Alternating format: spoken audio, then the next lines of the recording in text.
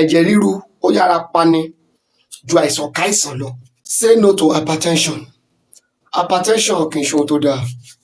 Gbogbo ẹ̀yin olólùfẹ́ mi káàkiri àgbáláyé, ẹ jẹ́ n fún yín ní ìrìn àjò àti kápá hypertension yìí tí àwọn èdè Yorùbá mọ̀ sí ẹ̀jẹ̀ ríru.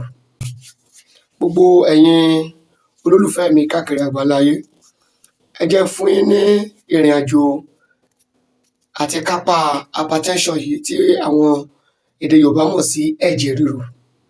Ẹ̀jẹ̀ ríru ó yára pani ju àìsàn káìsàn lọ. So òyí ló fún mi ní oore ọ̀fẹ́ láti fún ẹ̀yin olólùfẹ́ mi ní ìgbésẹ̀ yìí tí mi ò sì fẹ́ kẹ́ fi ṣeré. Number one, tó bá fẹ́ gbé ìgbésẹ̀ yìí, wà kọ́kọ́ try láti check BP ẹ. Ṣó high? Tó bá ní ó wà normal, má gbé ìgbésẹ̀ yìí. Ṣùgbọ́n tí wọ́n bá sọ fún ẹ pé ó máa lọ sókè, ó wà at risk, ohun tó kéré ni. Ẹ lọ wá omi ọsàn wẹ́rẹ́, èyí tí àwọn olóyìnbó ń pè ní lime fruit water. Kẹ́ wá lọ wá àlùbọ́sà aliu tí àwọn olóyìnbó ń pè ní garlic. Ẹ lè rí wọn rà, kì í ṣe ohun tó le. Sórí omi ọsàn wẹ́rẹ́ yẹn, jọ bá mi ra èyí tó máa fún ara ẹ̀. Torí ọ̀pọ̀lọpọ̀ tí wọ́n rà lẹ́gbẹ̀ẹ́ ẹgbẹ́ ilé yẹn, èmi wá ìṣẹ́ pé Nàìjíríà kọ́ ló ń ṣàánú wa, wọ́n ti mí ṣe mí mọ omi, má lò yẹn. Fún ara ẹ̀ rà kó fún. Garlic yẹn tó bá ti rà fún ara ẹ̀ bó, tó bá ti bó, kó sórí ọlọ́gun gun, tó bá ti gun, bóyá bí 21 pieces tó bá ti gun. So omi ọsàn yẹn, wo mọ́ garlic yẹn má jẹ́ kó pọ̀ jù ra wọn lọ. Ọ̀rá da garlic tó gún yẹn kó dà sínú omi ọsàn wẹ́rẹ́ yẹn.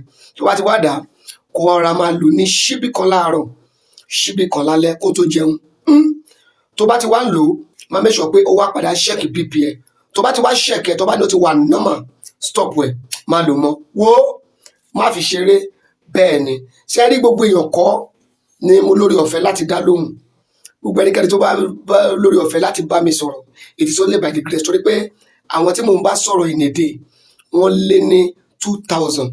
In fact, ìgbà mi máa rojọ́ títí bí máa gbàgbé sùn. Àwọn tó bá mi ń sọ̀rọ̀, ẹlòmíì gan á rí pé ìgbà mi ti bá ń sọ̀rọ̀ gan, ó lè jẹ́ pé mò ń jẹun. So I find every time to listen to my followers. Ẹ jọ̀ọ́, ẹ ṣáà bear pẹ̀lú mi.